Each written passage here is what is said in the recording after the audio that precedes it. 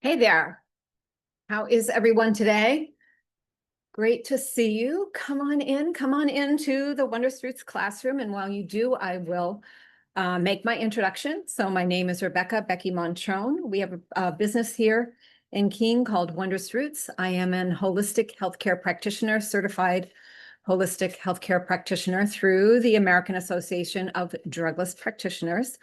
I have a degree in holistic nutrition, and I also am an herbalist, full-fledged herbalist. So here at Wondrous Roots, I do a number of things. I meet with people in consultation, all ages, for all health conditions, one-on-one here in the office or long distance using Zoom like this, or yeah, I do that. So anyway, whatever it is, whether it's just you want wellness, or you're thinking about getting pregnant, or you're at the end side of life, further down the road, or you have serious illness or chronic diseases such as diabetes, heart disease, that kind of thing. So you name it. I'm kind of got the reputation as a health detective. So what I don't know, I do my best to learn about. So have a lot of been doing this for almost 20 years now. Founded the business in 2005, and again, so we are in Keene, New Hampshire,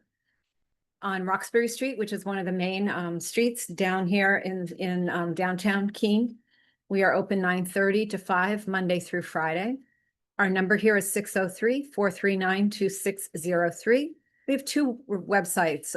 One is our e-commerce site with all of our products. So I have a shop here as well.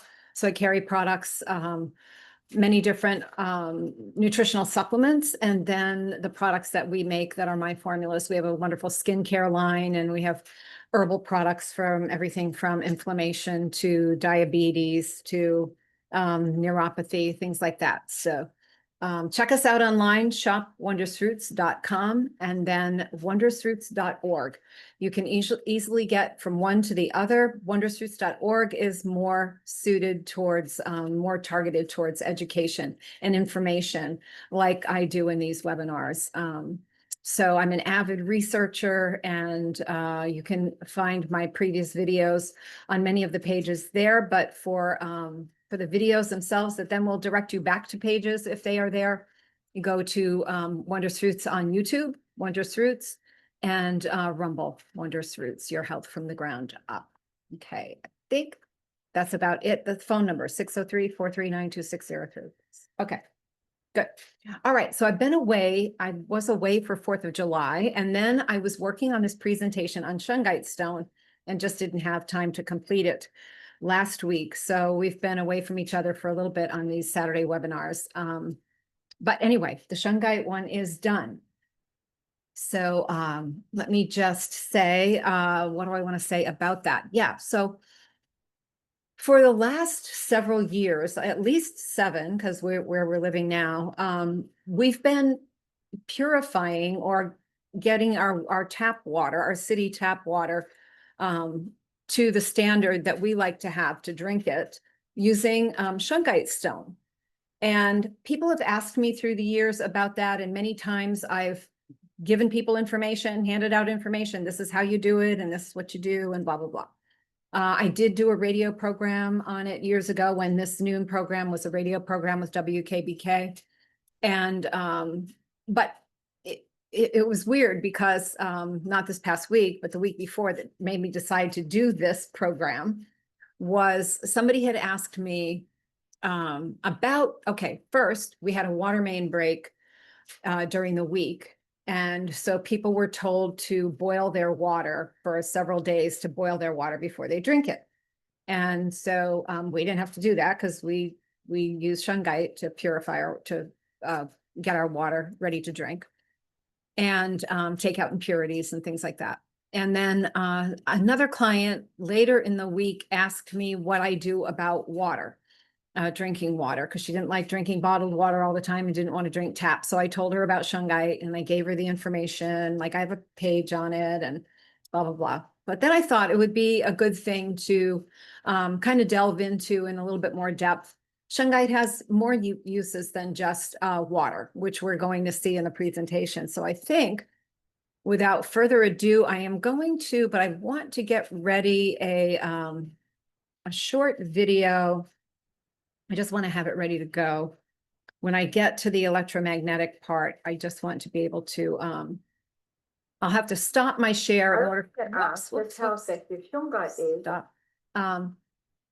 So we can see that that's going to be ready. But what I want to do is be able to jump over, and I found out before that I can't play a video within my presentation. So anyway, I worked a way around it. Okay, so if you want to participate, and I ask that you do, and you don't have to stay on topic, like you might have a question about your health and you're like, well, next time Becky's on doing a webinar, I'll ask her. So, feel free always to do that kind of thing. But also in order to participate, you can type, so you can type in the chat, you can type in the Q&A, or you can raise your hand. If you raise your hand, I'll call on you and you'll be able to talk and we'll all hear you and we'll talk that way. Okay, got it? All right. So I think without further ado, I am going to share my screen.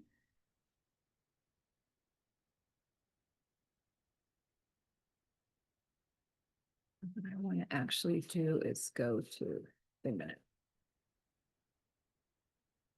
Okay, let me just stop and not do that right yet. Let me just go to get the screen up that I want to share. And now share my screen.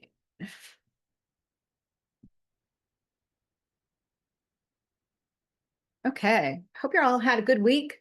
Thanks for tuning in, especially on a beautiful Saturday day like this. Some of you are from other places in the country, and I don't know about your weather, but we've got really awesome, beautiful, like we had really humid, tropical summery weather through the week, but we actually had a break in that night before last, and it is just dry and sunny and really temperate and beautiful. So hopefully you've got really good stuff going on too. Okay. Yeah, hard to believe. July 19, and I should always say that. Somebody told me that one time that I should always kind of say, so when they start watching something, they know if they're actually on the right one or whatever. Okay, but you can see that. Why Shungite is called the stone of life.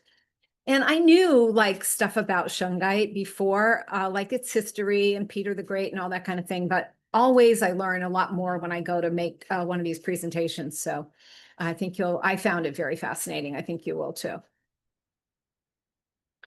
So yeah, I say here, we've been filtering our drinking water using Shungite stone for several years now.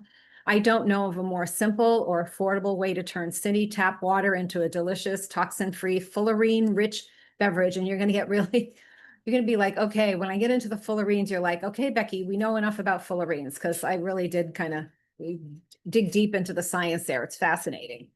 It's a fullerene-rich beverage, so perfect for drinking, making tea or coffee, for cooking. So just follow along with me. So what is Shungite? It's a rare carbon-rich stone from Karelia, Russia. This is actually a picture from Karelia. Isn't that gorgeous? It reminds me, really, there's a lot, they're known for their pine trees and birch trees. So being in New Hampshire, it's really kind of interesting because there's a lot that kind of looks like New Hampshire in some of these photos that you'll see. So imagine a land where ancient pine forests stretch for miles, mist rises off silver lakes at dawn, and mysterious stones lie hidden beneath the moss.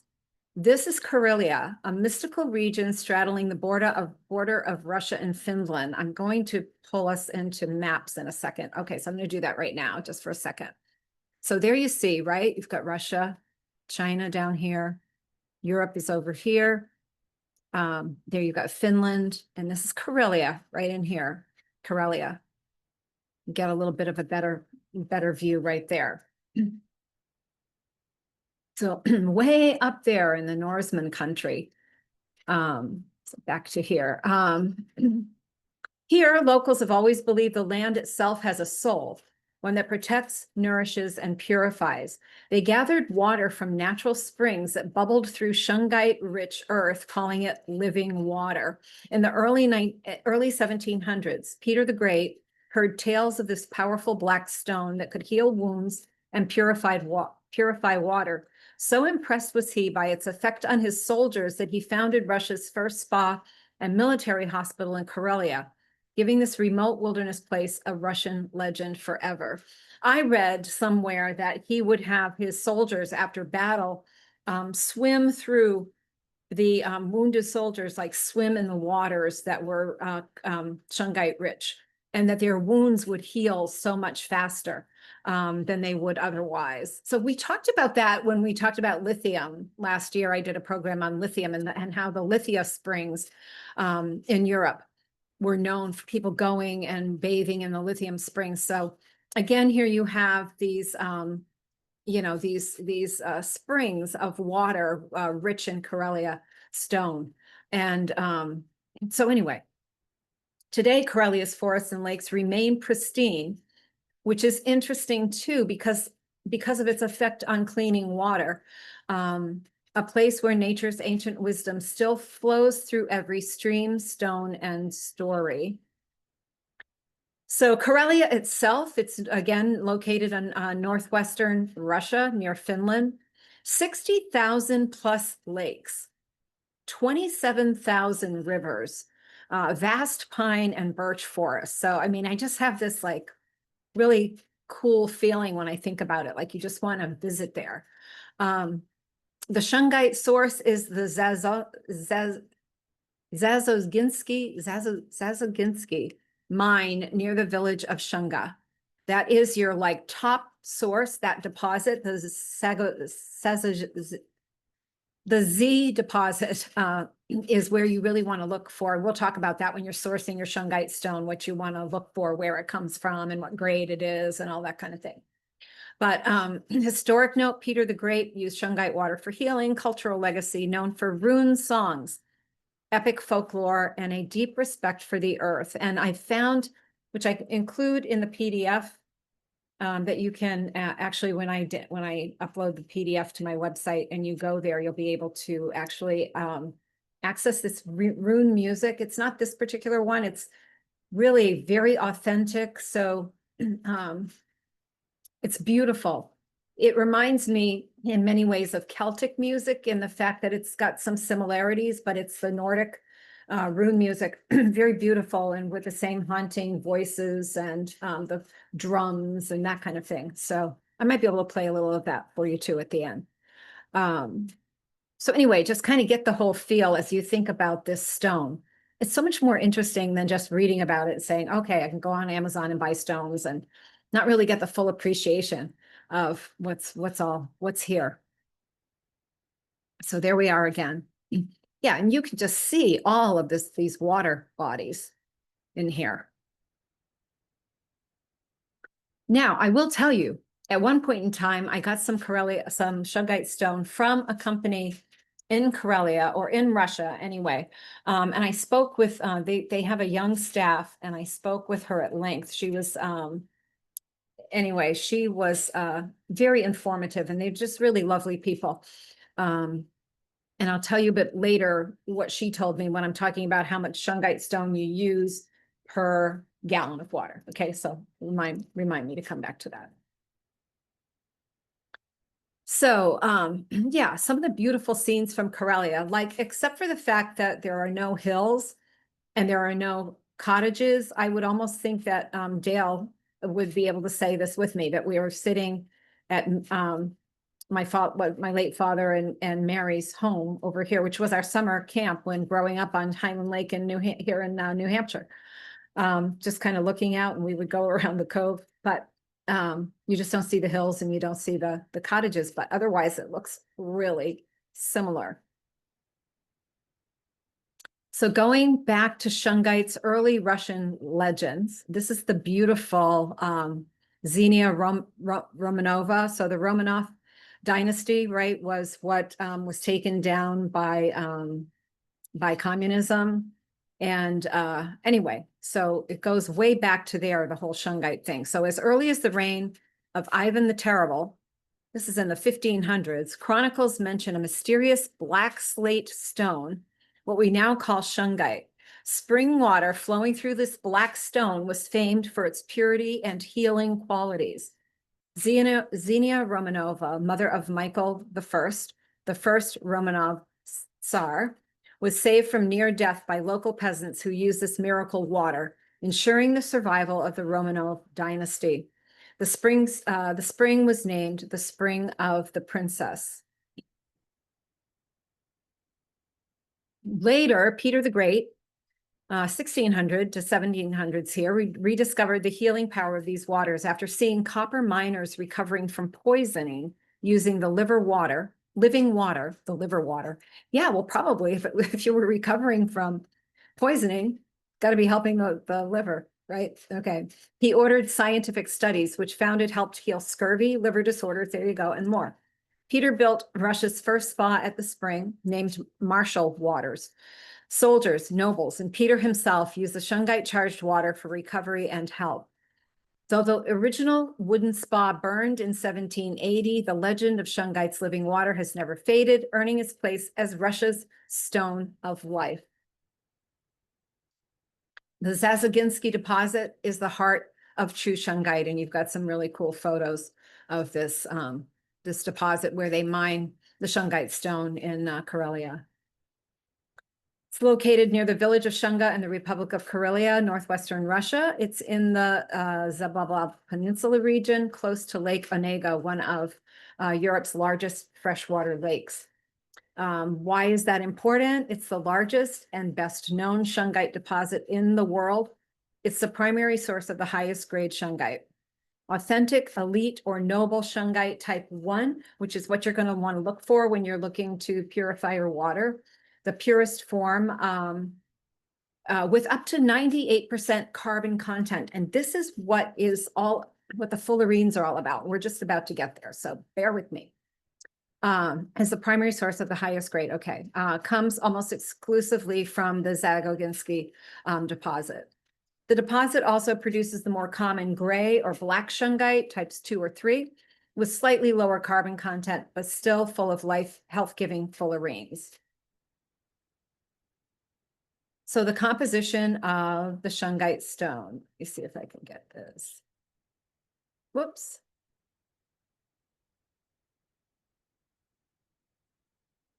What do I want to do? I want to do something else here. Okay, I think that helps me. Okay. Up to 98% carbon with unique Fullerenes, nature's nano capsules. Fullerenes inside Shungite act like tiny guardians. The discovery of Fullerenes. What are they? Fullerenes are unique carbon molecules shaped like hollow spheres, ellipsoids, or tubes. The most famous is the buckyball, the carbon 60, C60, which looks like a soccer ball made of carbon atoms arranged in a pattern of hexagons and pentagons. There you go, the buckyball.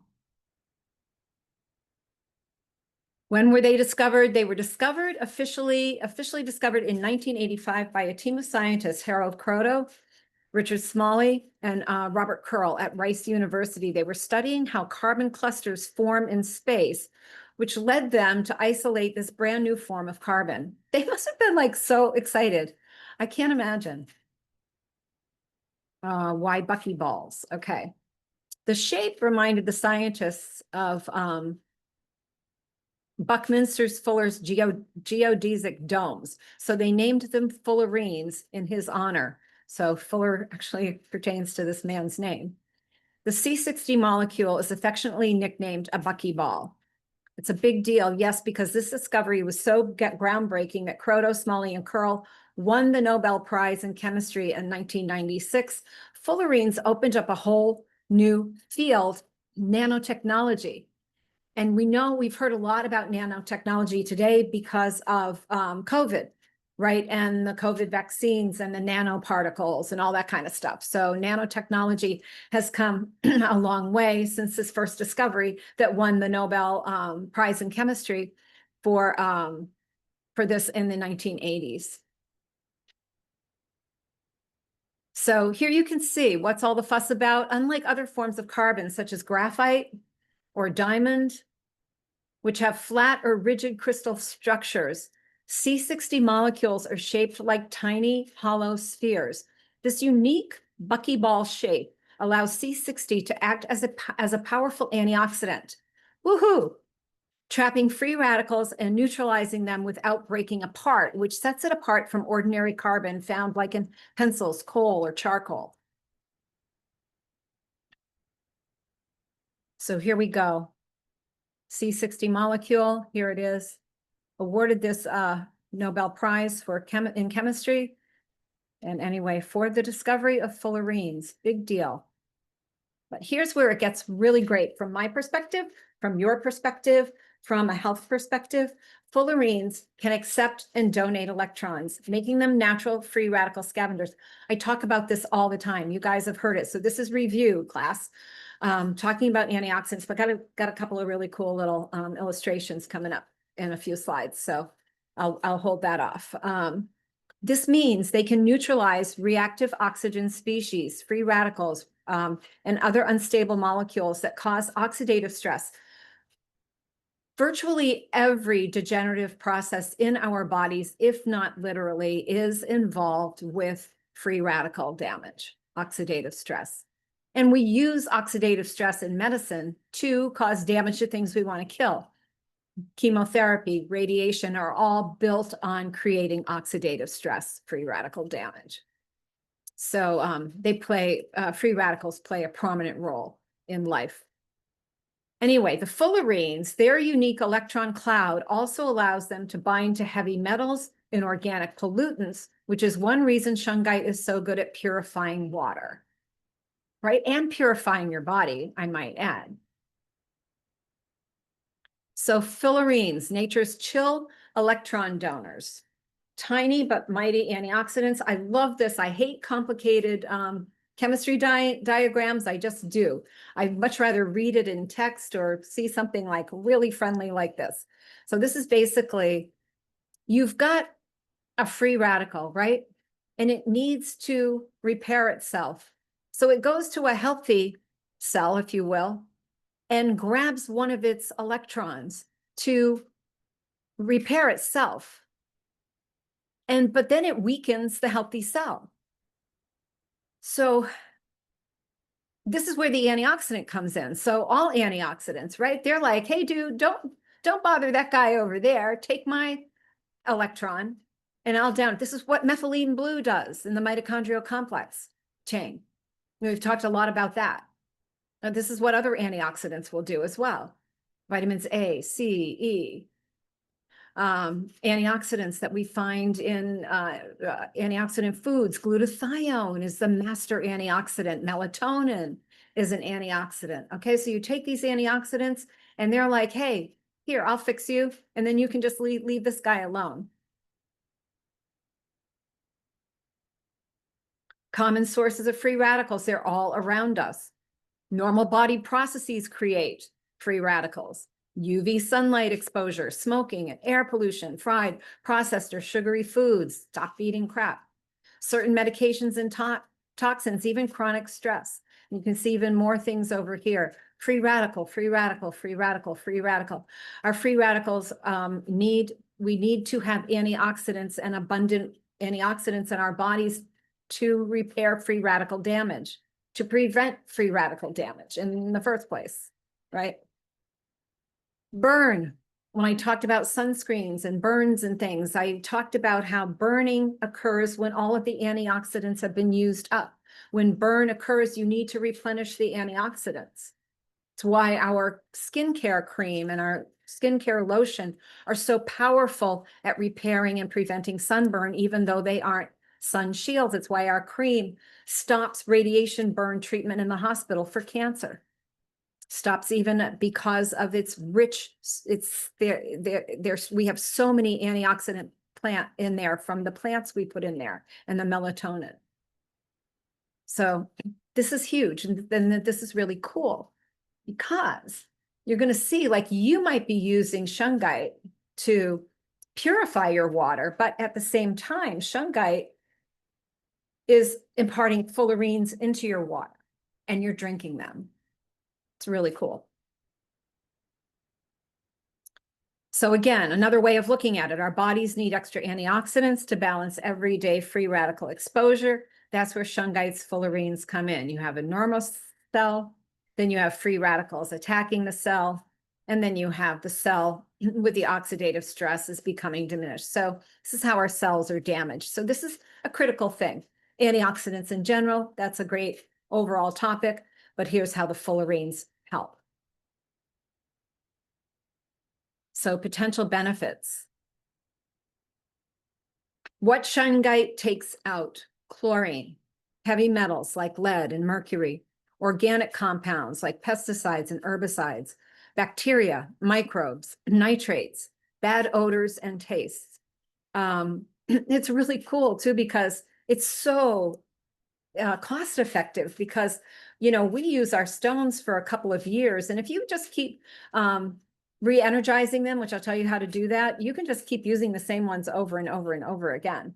And they continue to work. And I basically don't even bother re-energizing them, and they continue to work, because you know when you've processed your 3-gallon container that it's worked, because there's no chlorine odor from the tap water that we get in Keene. But anyway, super cool. Conditions Shungite has been traditionally used for. So, you know, anecdotally in time, things that people have attributed being helped with the ingestion and use of Shungite water: cardiovascular disease, kidney disease, liver disease, pancreatic disease, gastritis and dyspepsia, gallbladder problems, anemia, asthma, allergies, chronic fatigue, and arthritis, excuse me.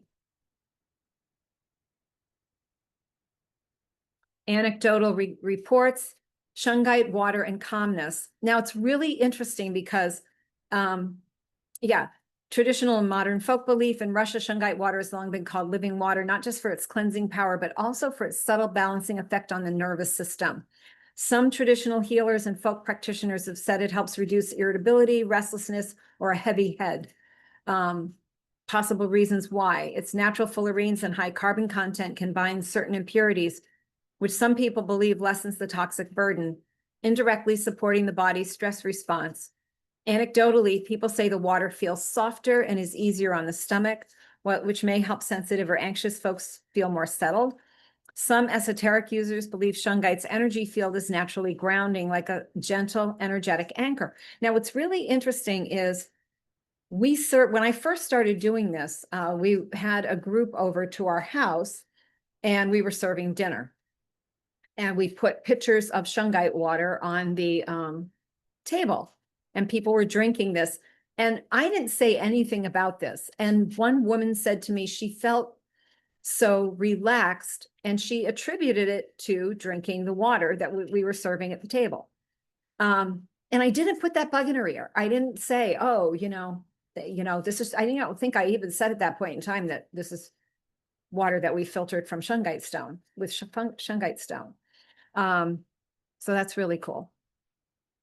All right, now, like, what do you want to watch for when you're getting stone? So Elite Noble Shungite stone type 1 contains up to 98% pure carbon. And when you're looking like to buy it online, you're going to find it to say between like 92 or 95 and 98% pure carbon, including a rich concentration of fullerenes. It has a metallic silvery shine and naturally repels water impurities without adding unwanted minerals. It's non-porous and doesn't easily shed bits or minerals, making it the safest choice for direct water purification. Regular black Shungite types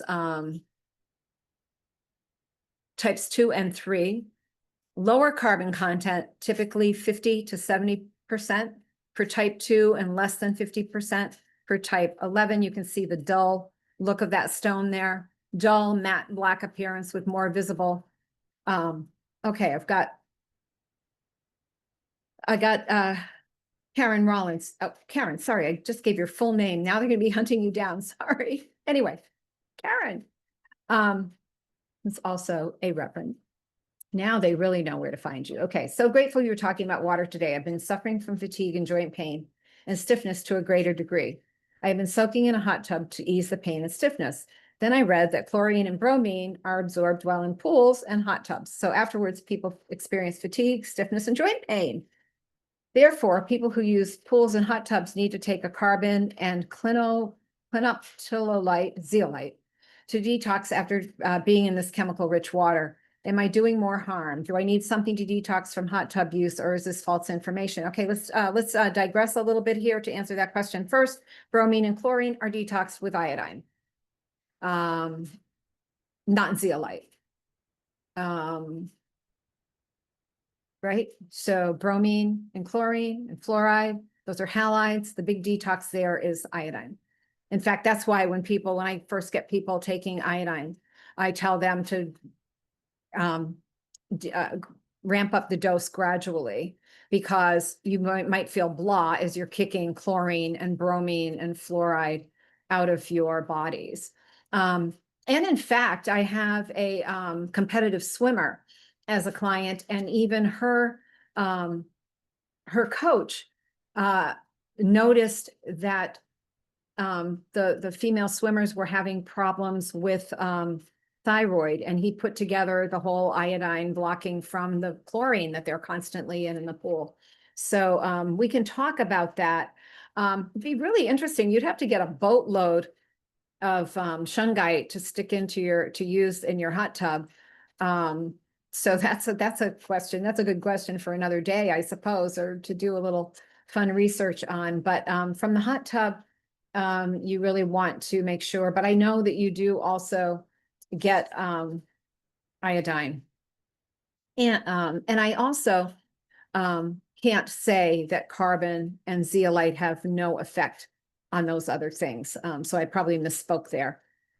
They may. I usually think of zeolite and for things like mercury, cadmium, aluminum, the metal toxicity. So anyway, very good point. And I'm sorry to hear that you've been suffering like that, dear. That's not good. All right. The caution on the lower grades, when lower grade shungite is used for drinking water, and that's why we don't, it may release trace metals or minerals you don't want to ingest. The lower carbon content means fewer fullerenes and less effective absorption of toxins and bacteria. Poorly sourced or untested stones can actually pollute your water instead of purifying it. So look for Elite Noble Type 1 from Zazaginski deposit, ideally. This is one I find currently. I always have to look when I'm replacing my stones and see what's available. So I do that. So it's hard for me to tell everybody just here's your link, because a lot of times that one's not available at the time. So here's a really good one to take a look at. Elite stones. So here you go, Karelian heritage, and it does actually mention the Zazaginski mine here. And then if you go here, you can find it on Amazon. I think this one will take you there. Yeah, that takes you right to their page there. And then what you really want is see, I've actually got it. So I can take you right to the one on Amazon, maybe coming. Oh yeah, right here, duh. Yeah, it's in stock. So this is that one. Okay. And what I like is I like to go with a smaller stone, right? So you see a lot of photos of people purifying their water with these big rocks, which is just ridiculous. You want small stone because that's a lot more surface area per gram or per ounce of stone. So that's another important thing. Ideal okay, and then let's get into Did I talk about the stone size? I'm going to jump ahead to that for a minute. See this person? This is like, oh, they're rinsing Shungite stone to put in to use for water purification. No, no, put that near your computer or something like that to block the EMF. We'll get into that later. But yeah, again, I see lots of people rinsing huge stones for making Shungite water. Big mistake. Use small stones because the surface area is so much greater, maximizing carbon content, so much more bang for your buck. So now, then what you read is that you're supposed to have 100 grams of stone per liter of water, which you will often read, but that's a lot of stone. So several years ago, I spoke with this woman in Russia with Shungite Stone Company and asked her about that. She explained that the ratio, that ratio is for, that's supposed to be an is, not an if, is for cleaning polluted water, not purifying municipal tap water. So the 100 gram per 1 liter rule is a traditional ratio, folk ratio for natural or untreated water, like if you're drinking from a lake or a river, or if you were going camping, if you're going to go hiking and you're going to be out camping and stuff, you'd really want to bring your Shungite stone, and then you could drink the water from the streams and stuff. Natural or untreated from a lake, or emergency purification, or historically for soldiers' survival. So if you wanted to, I think like we were laughing when I was talking with her back then, saying, yeah, if you had a mud puddle outside and you wanted to drink that water, then you go for the 100 grams of stone per liter of water. But that's not what we do, and I'll tell you what we do. So for modern municipal tap water, the water is already treated for biological contaminants, so you're mostly improving taste, removing trace chemicals, and giving it that living water effect. In that case, many experienced users go as low as 15 to 30 grams per 1 liter, especially with high quality elite Shungite that has lots of surface area. Again, the small stones. And I just talked about that. So this is how we do it at our house. It's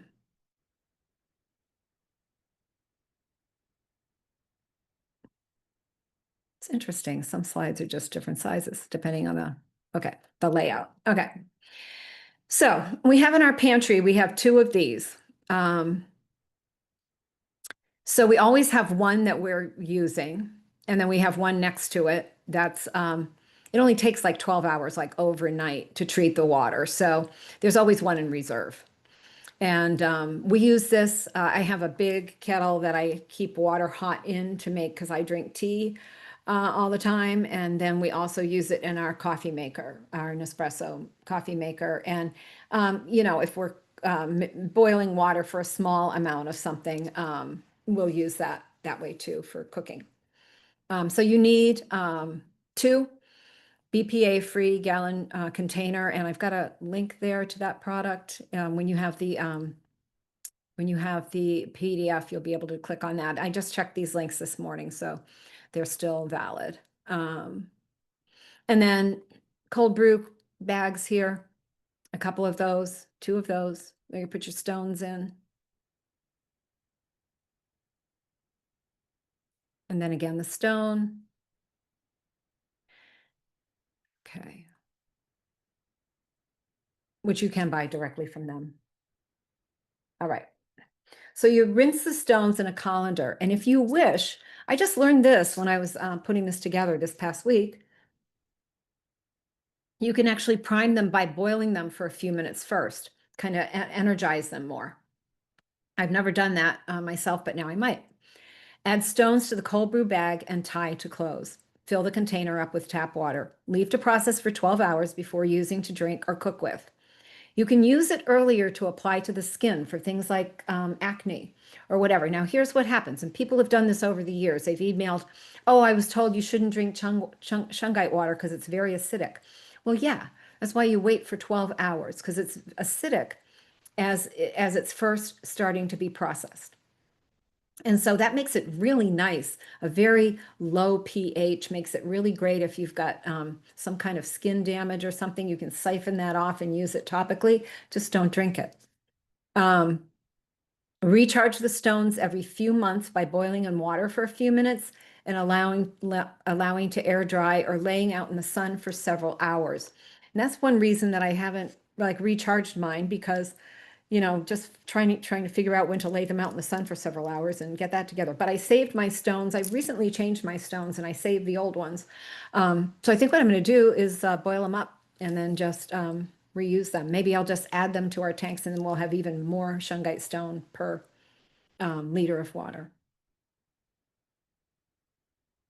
Yeah, you need to wait. Okay, so I just told you that. This is the other thing that's really a fallacy. Like, oh, yeah, this happened just a few weeks ago. This woman came in and I was talking about it, and she had with her a drinking bottle with Shungite stone in the bottom. And she goes, yeah, I just keep adding tap water to it. And I'm like, no, it doesn't work that way, right? You can't just add it, pour it over the stones and then drink it like you put ice cubes in there. It hasn't processed. It's going to, whatever it's doing, turn it acidic and it's not drinkable.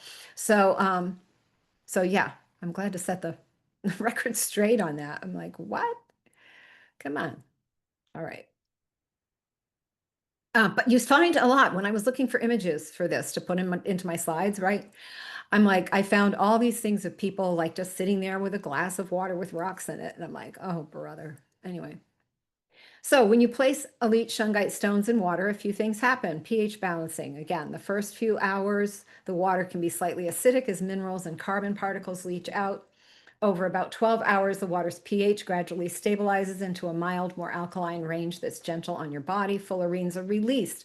Fullerenes and other beneficial carbon structures slowly infuse into the water, acting as natural antioxidants, binding to trace contaminants. This takes time. They don't dissolve instantly. Better purification, giving the stones time to work, allows them to absorb impurities more completely, improving taste, odor, and clarity. Anyway, yeah, it's a way to do it. So beyond water, energy therapies and EMF protection. So Shungite is used in massage and energy work. So you can see here, you can purchase these types of massage wands. In crystal therapy and bioenergetics, Shungite is often called a grounding or root chakra stone because of its high carbon content and ancient geological energy. Practitioners believe massaging the body with Shungite can help discharge excess energy and restore balance, especially for people who feel scattered, anxious, or overcharged. So you can use it as a sphere or a wand for physical massage. You can hold a smooth Shungite sphere about palm size or wand. Roll or glide it gently over tight muscles like shoulders, neck, lower back, or even feet. Maybe, Karen, that would be a cool thing for you to try since you've been having an uptick in your inflammation. The stone's natural coolness helps ease tension, and its weight adds gentle pressure. I would say that those are you know, side bennies. Like you could get a lot of different rocks that are cool and add pressure, right? But they're not Shungite. Detox and lymphatic support. Some people use smooth polished Shungite stones like palm stones, wands, or spheres to do gentle lymphatic massage.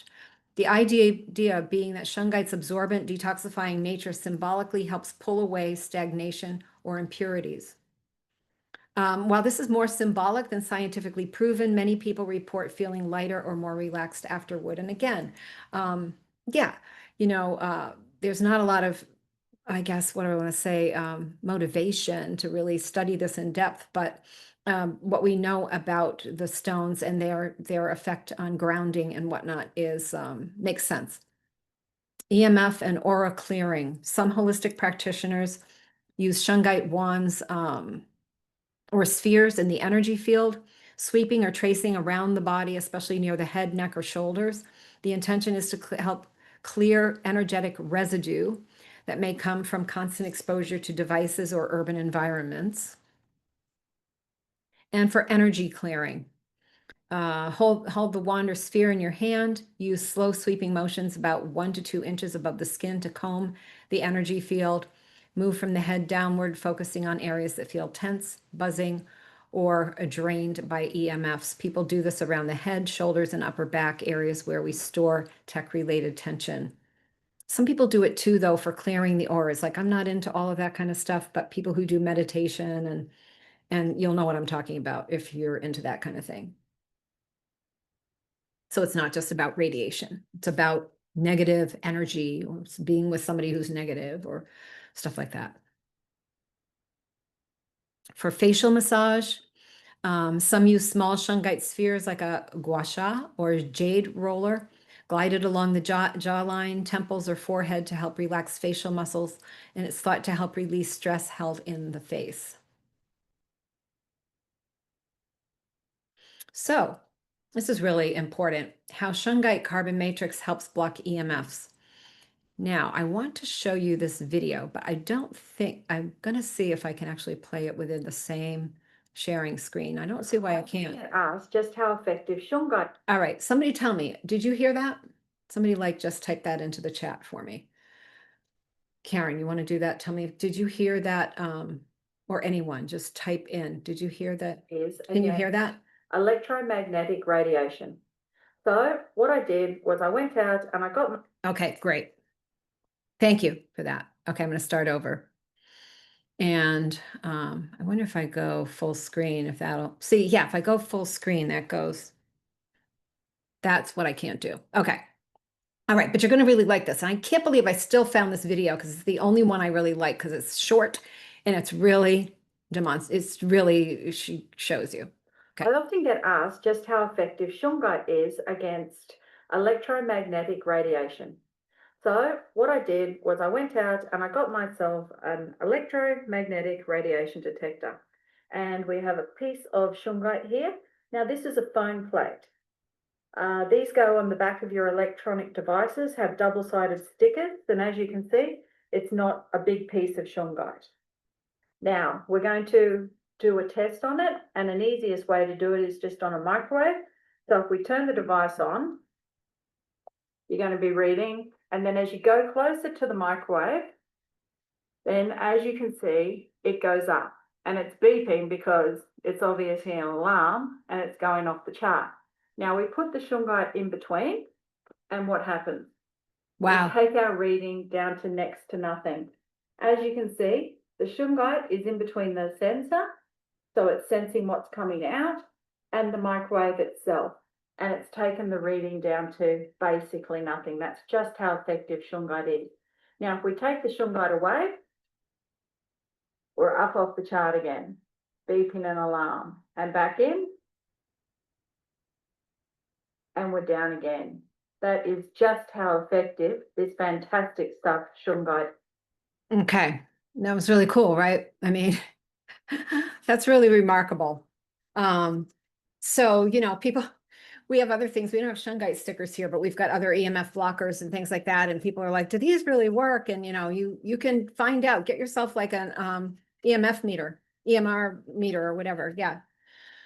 Electromagnetic radiation detector, and you can test and you will find they do work. So how's this happening? Carbon is naturally conductive. So Shungite's unique structure is made up of high carbon layers, including fullerenes, those buckyballs and other forms of carbon, gives it electrical conductivity, a key factor in how any material interacts with electromagnetic fields. Conductive materials can absorb and scatter EMFs. When electromagnetic waves hit a conductive carbon-rich material, they can be partially absorbed and scattered. This reduces the wave's strength, similar to how special shielding paints, carbon fabrics, or metal mesh work to dampen EMF exposure. Shungite's microstructure, lots of tiny pathways. Unlike plain graphite or coal, Shungite's natural structure includes carbon clusters, layers, and fullerenes that create a sort of nanoscale maze, if you will.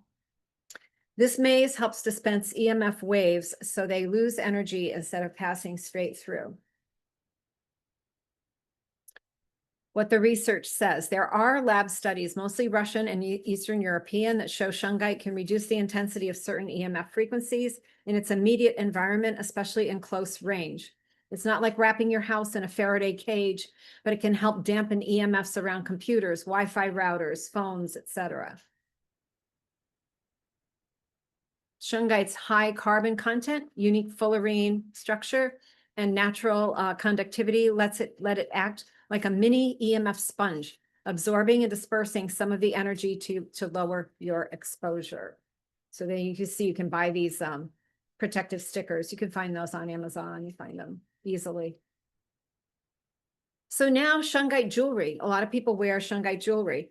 Is worn for not just its beauty, but for its energetic, grounding, and protective properties.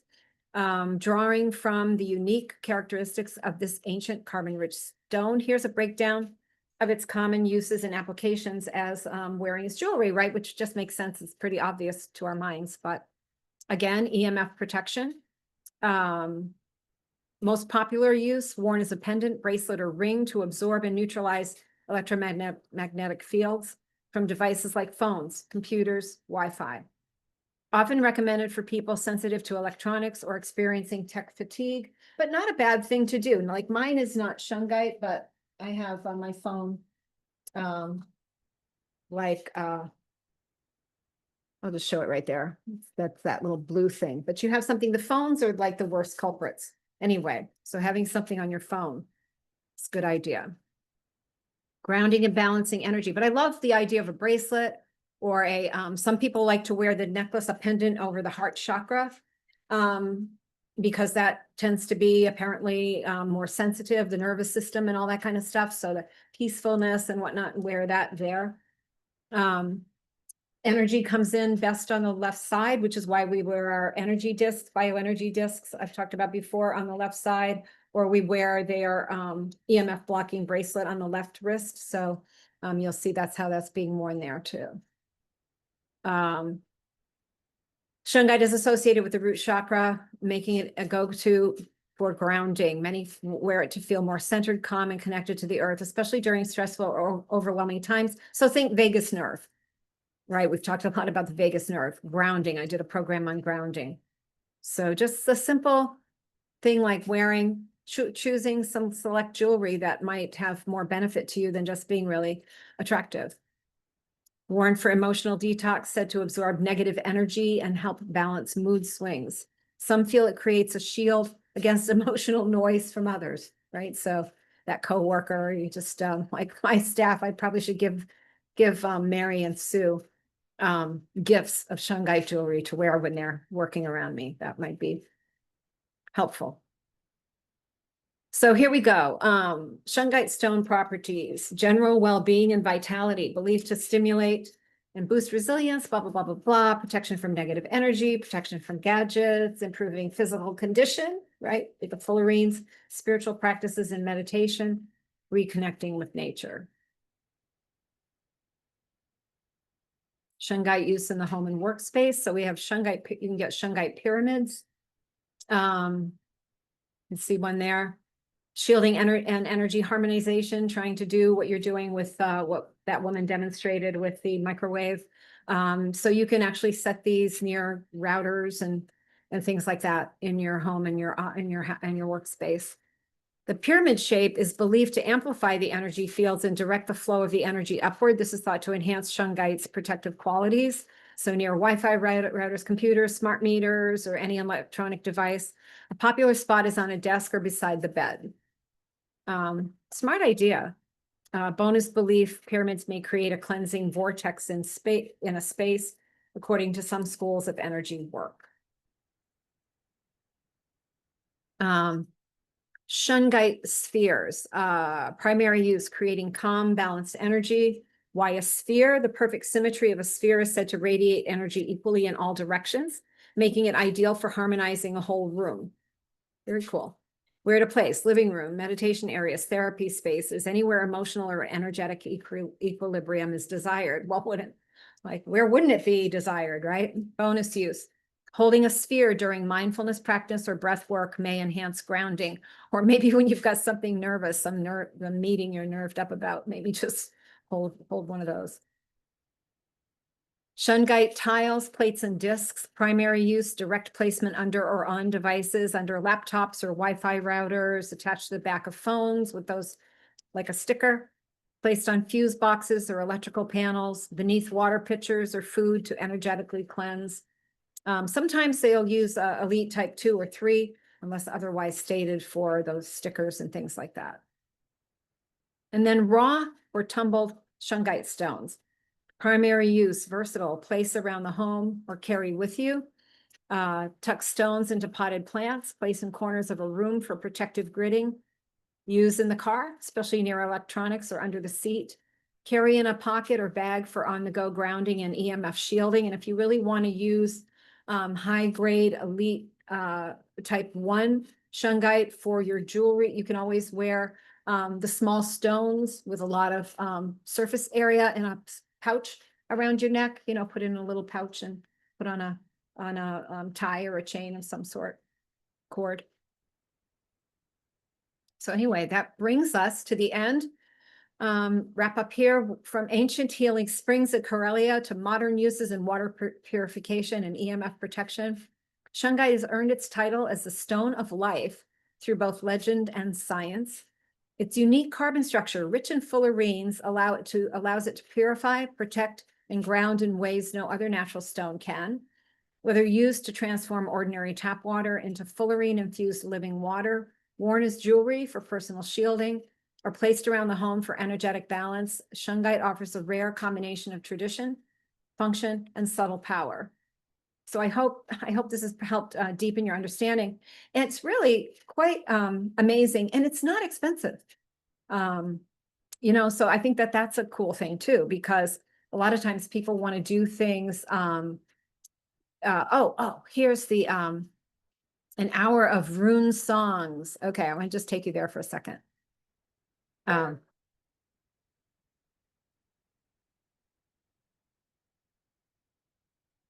Yeah, if you like that kind of thing, there's a beautiful, it varies. They've got like beautiful female voice, very mystical sounding.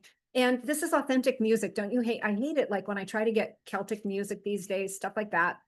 And it ends up being all synthesizer. I hate like stuff that you feel like you're in the longest massage of your life and just get me out of here. I like authentic instrumentation.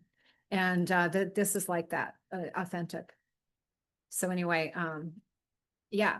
So stop my share. And yeah, just I hope you found that interesting. I'm really glad that I did this because now when I have somebody ask me about what to do for my water purification, I've got it all documented and I can tell them and I can just say, here, you can find out. When I do the news, the email constant contact that I send out like after when the video's ready, then I'll include the PDF, but I'll also include like those videos that I just showed you in the newsletter itself. So you don't even have to actually dig into the PDF for that information. And also where you can purchase those various materials. And I'll do a short sheet of explanation there as well as how to set it all up. So you don't have to dig through all those slides. Okay, so if there's any questions, let me know before I say goodbye. I know y'all are going to want to get going with your day. And I hope you have a wonderful summer weekend. And I will plan to be back next week to talk. I think I'm going to start. I know I was going to talk about the, okay. All right. Plasmalogens. I think I'm going to do that unless I decide I want to dig right into the senses. So it depends on when I start plasmalogens, if I find it that fascinating, and think you will. I think so. There's always something to talk about when it comes to learning about our health. It's what keeps me really jazzed and excited all the time. One of the things. And always learning, always learning. So thank you very much for being with me, and I'll see you next time. Have a wonderful time and be well.